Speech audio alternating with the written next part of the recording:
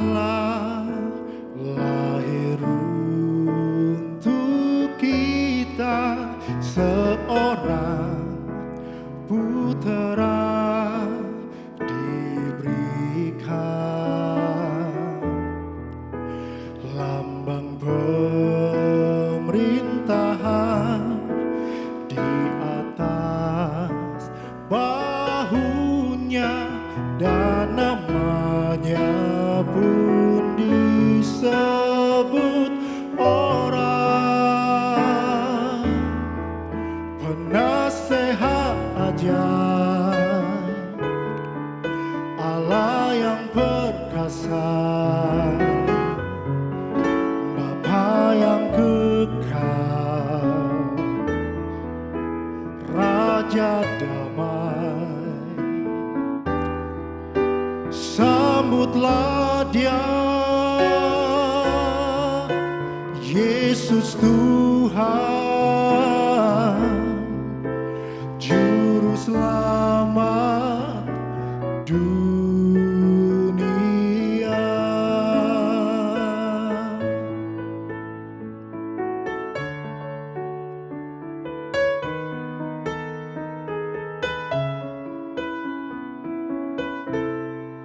Oh, oh.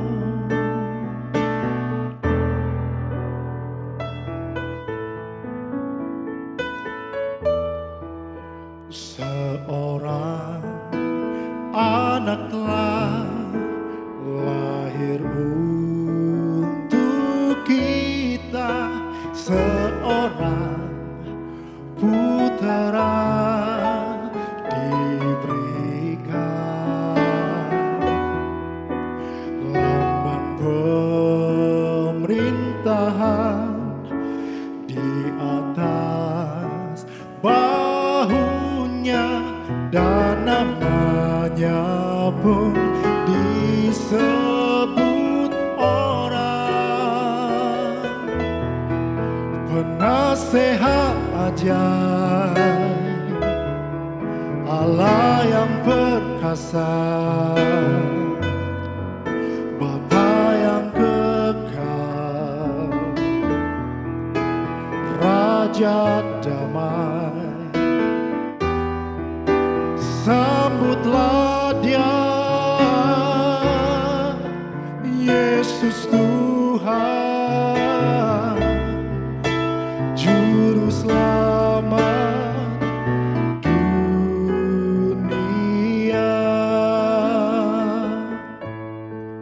Sambutlah Dia,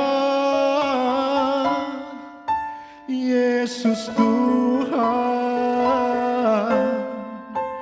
Juru Selamat dunia.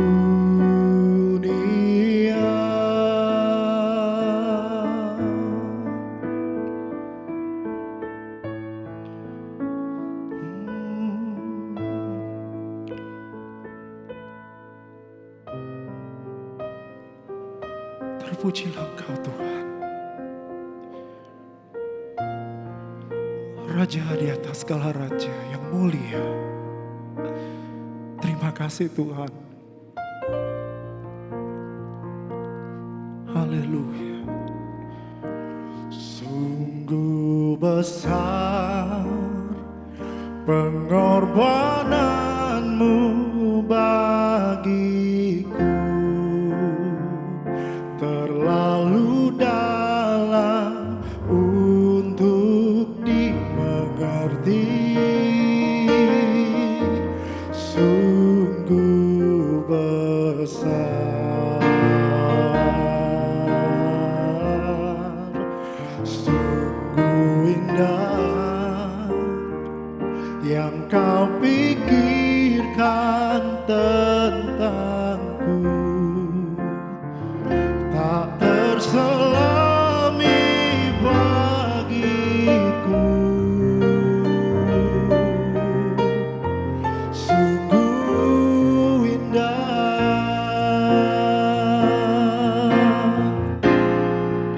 sungguh besar pengorbananmu bagiku,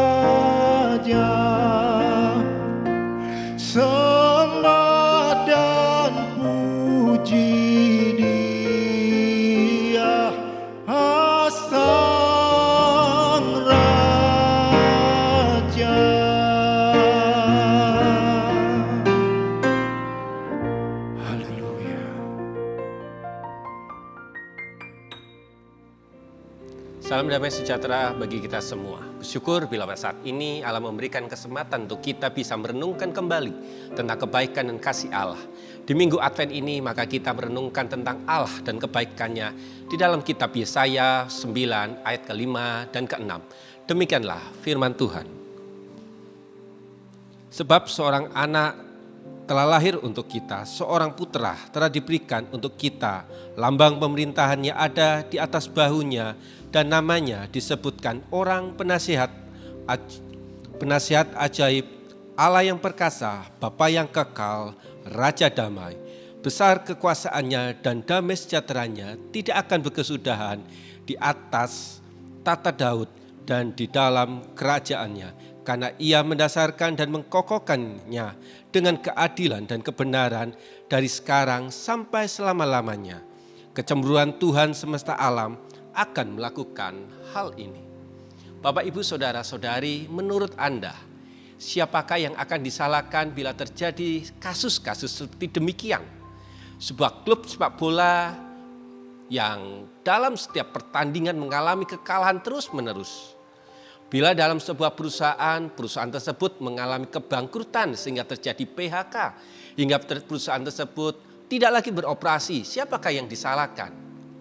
Bila terjadi di sebuah negara, maka siapakah yang akan disalahkan? Bila terjadi demo, konflik, demo di mana-mana, siapakah yang akan disalahkan?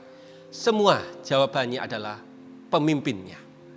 Kitab Yesaya memberikan gambaran kepada kita saat ini dengan keadaan gelapnya karena disebabkan para pemimpinnya yang tidak taat kepada Tuhan. Tidak lagi mencari Tuhan dan tidak lagi hidup di dalam firman-Nya. Pada masa pemimpinan Raja Uzia, Yotam, Ahaz, Hizkia dari kerajaan Yehuda, Israel Selatan. Pada ayat yang pertama dikatakan demikian, bahwa bangsa yang berjalan di dalam kegelapan telah melihat terang yang besar. Mereka yang diam di negeri kekelaman, atasnya terang akan bersinar. Keadaan yang bagaimana yang dialami oleh kerajaan Yehuda? Kegelapan seperti apakah yang dialami oleh bangsa Israel? Dalam kepolitikan mereka akan diancam di dalam peperangan dari bangsa-bangsa yang lain. Dalam kemasyarakatan terjadi ketidakadilan, penindasan, kesenang-wenangan antara mereka yang kaya dan miskin, antara penguasa dan rakyat biasa, orang yang memiliki kuasa dan orang yang awam. Dalam spiritual, Taurat tidak lagi dikenal dan diajarkan di dalam kehidupan. Patung berhala dipuja dan disembah. Orang lebih suka mencari arwah orang mati daripada mencari Tuhan atau Nabi untuk menabatkan nasihat. Mereka mengalami kemerosotan iman, ekonomi, politik, budaya yang diakibatkan karena adanya krisis kepemimpinan. Mereka ada di masa yang gelap.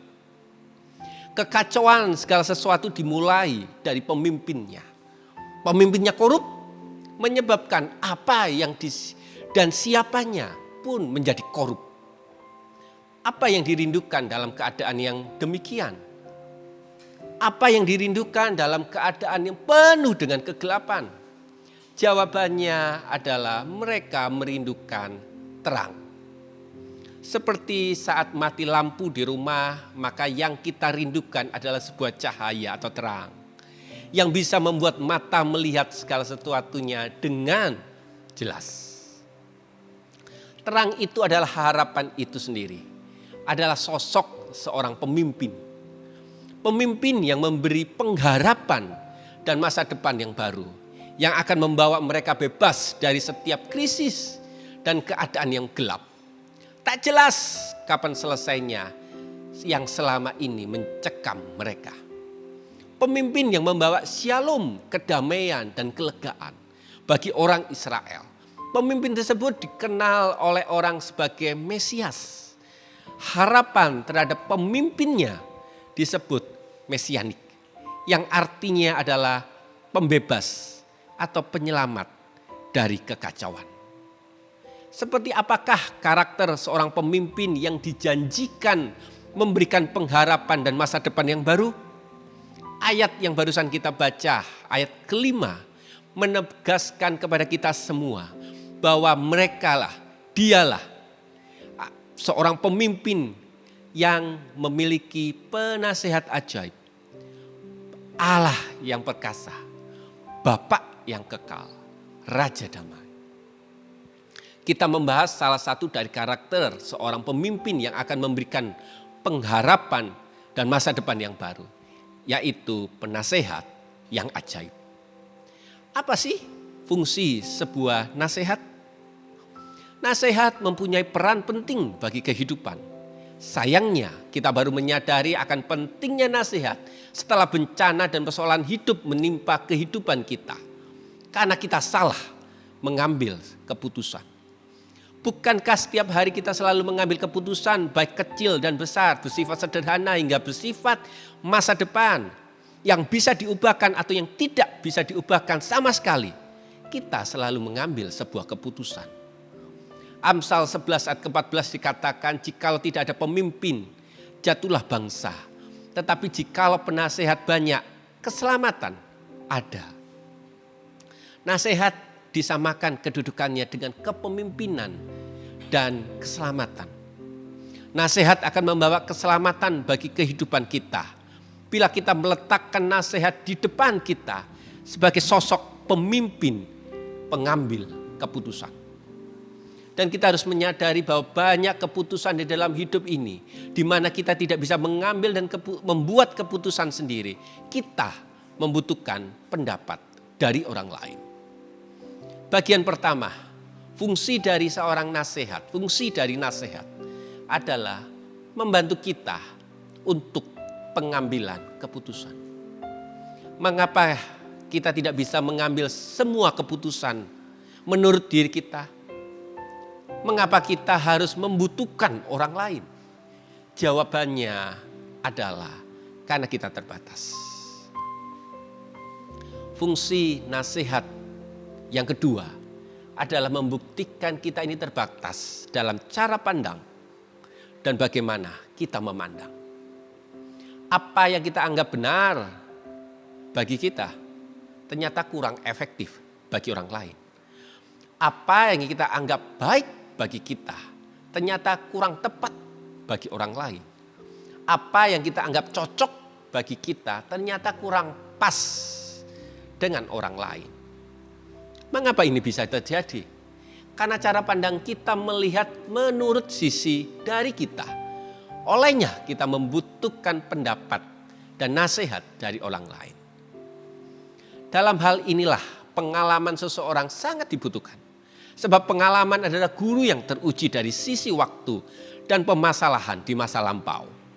Nasihat seringkali dikaitkan dengan orang tua atau orang yang sudah berpengalaman.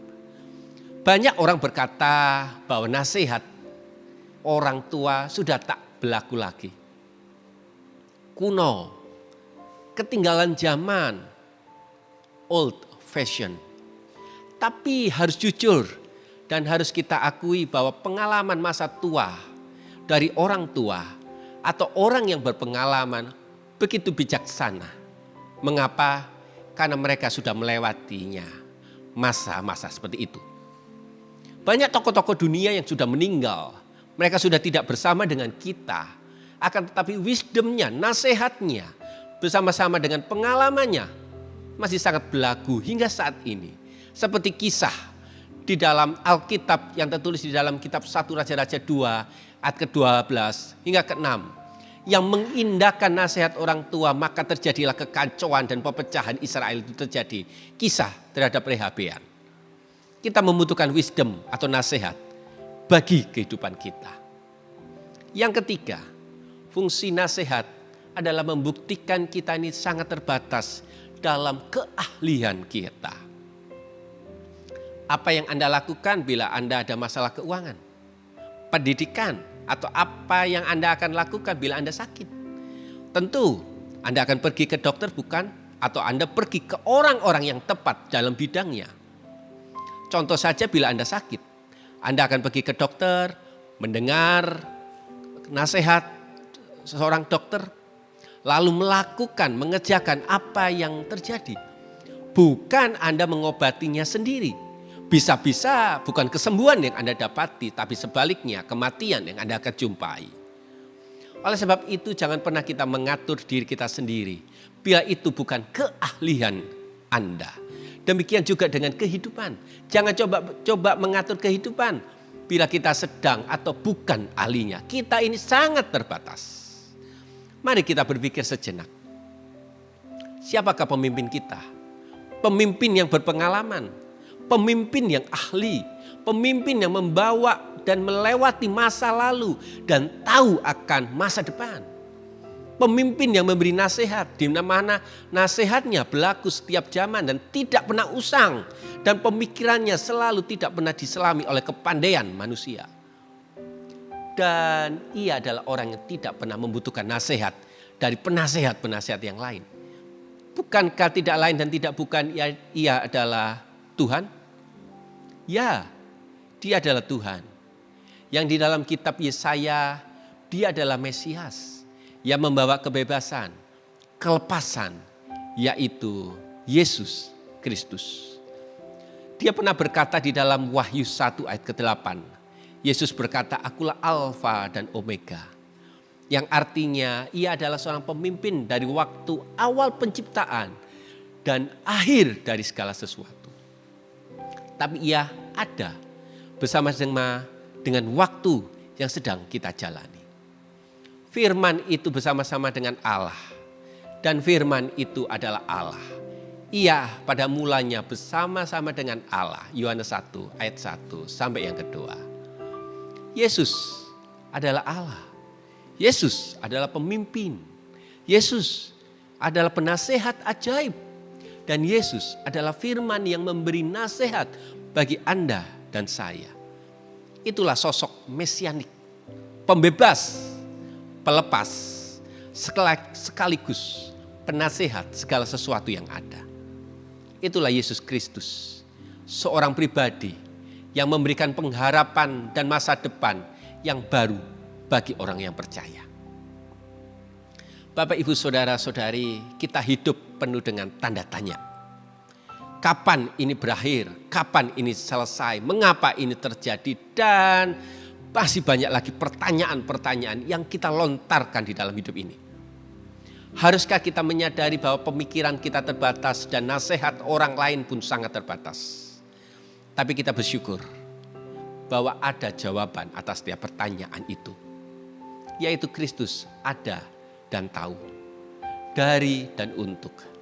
Sesudah dan sebelum segala sesuatu yang terjadi.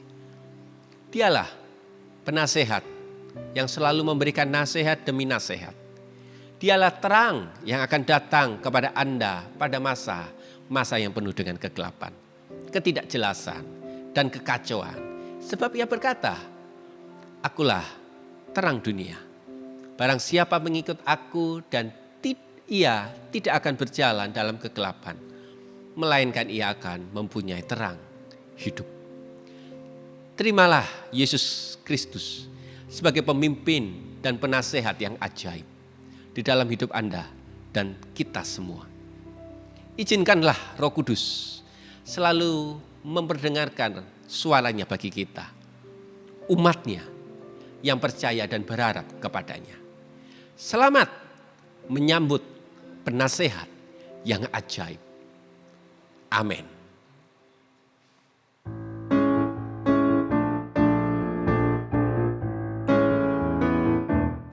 Feliz Navidad,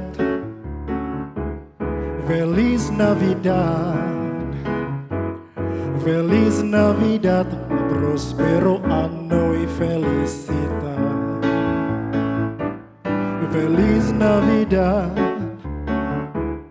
Feliz Navidad, Feliz Navidad, prospero anno y felicidad. Oh, I wanna wish you a Merry Christmas. I wanna wish you a Merry Christmas. I wanna wish you a Merry Christmas from the bottom of my heart. I wanna wish you a Merry Christmas. I wanna wish you a Merry Christmas. I wanna wish you a Merry Christmas from the bottom of my heart. Feliz Navidad, Feliz Navidad, Feliz Navidad, prospero anno y felicidad. Oh, oh, oh, Feliz Navidad, Feliz Navidad, Feliz Navidad, prospero anno y felicidad. Oh, I wanna wish you a Merry Christmas. I wanna wish you a Merry Christmas. I wanna wish you a Merry Christmas from the bottom of my heart. Oh, I wanna wish you a Merry Christmas. I wanna wish you a Merry Christmas. I wanna wish you a Merry Christmas from the bottom of my heart. From the bottom of my heart. From the bottom of my heart. Selamat Natal semuanya.